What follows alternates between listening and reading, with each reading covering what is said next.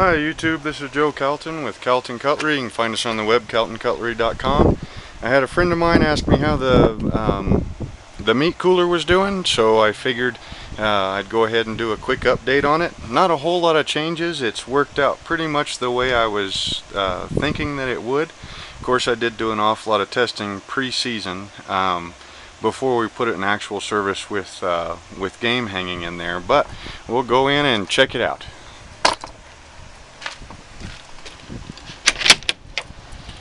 So the major structural change that I did to the cooler was I added another 2 inches worth of styrofoam to the wall in between the cooler and the inside of the shed. The 1 inch stuff I thought was doing a pretty good job, but I was having a lot of problems with the door, and I'll show you that here in a second. So I was at Menards the other day, and they had some of this 2 inch wide styrofoam for, I don't know, maybe $20 a sheet or something like that. And so I went ahead and picked up a couple of sheets and added another 2 inches, or another layer, in addition to the 1 inch layer on this wall. I also filled in between the roof joists, filled it in with just scrap pieces of styrofoam to add another layer of insulation there. This here you can see is my extremely fancy door holder upper. This is about the simplest way that I figured out to make the door.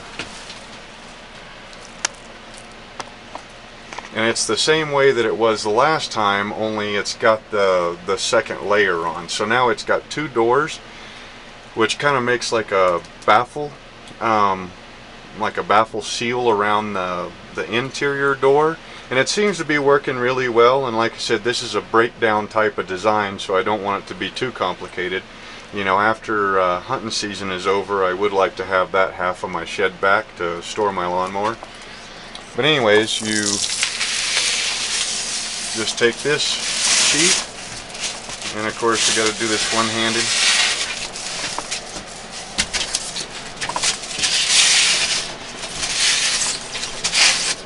And then just tuck it back over there, and now you can see, you know, that exterior panel, it overlaps the interior panel by about 6 to 8 inches on either side. So any of the cold air would have to come through and then come around and then come out. You do have a little bit of leakage up around the top portion, but it hadn't shown to be a real big deal. So then we pull the interior door off. Of course, I kept the tarp to act as a, you know, a flexible door when you're going in and out of it. And we'll come in here.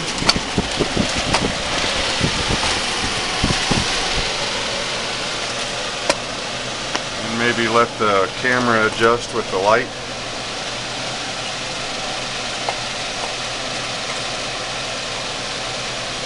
Yeah, there's my father-in-law's deer hanging right there. The changes that I've made to it since the last video was I made this drop tarp system. Since I am using 2 AC units instead of just one, just in case one of them freezes up or, you know, goes bad, I can just go ahead and swap AC units, and then once the season is over with, replace the first AC unit. But this tarp is rolled up here and just held in place by a sheet of aluminum, I think, that was just handy. So you pull that out, and then this drops down, and then you can tape it up and seal it up real good like this one is.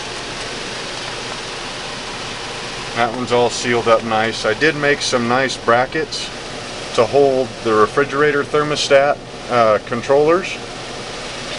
Also, I found out that these refrigerator thermostats, you can't see it right now, maybe you can see up here, I drilled a hole in the top of the bracket.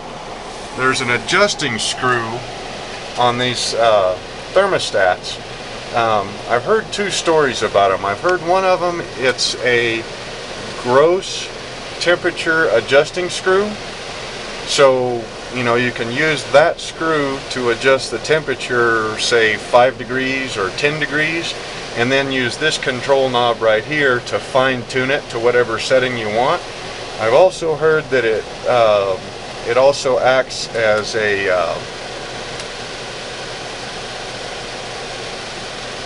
acts to control the speed at which the thermostat will cycle back and forth.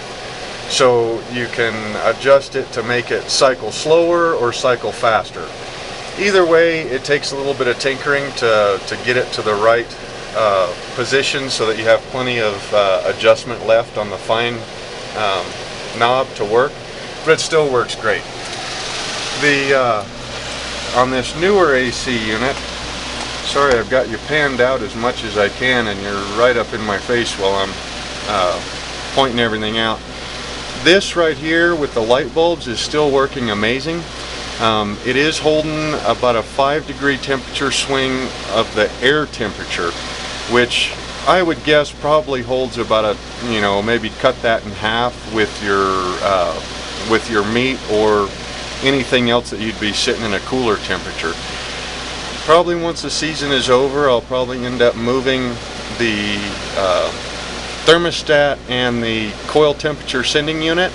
I'll probably end up moving them to a mount somewhere here in between the two light bulbs, bending up a sheet metal casing to go over the top of them, and that way both light bulbs can be running at the same time. Because right now, if that light bulb right there burns out, then the whole system shuts down. I do have the remote thermometers, so I can monitor the temperature from inside the house without having to come into the cooler.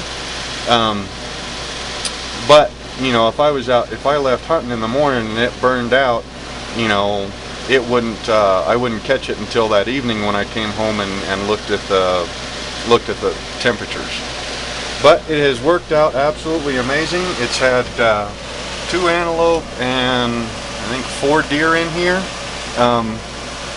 One thing to note, if you do build one of these for yourself, here, let's get outside so you don't have to stare at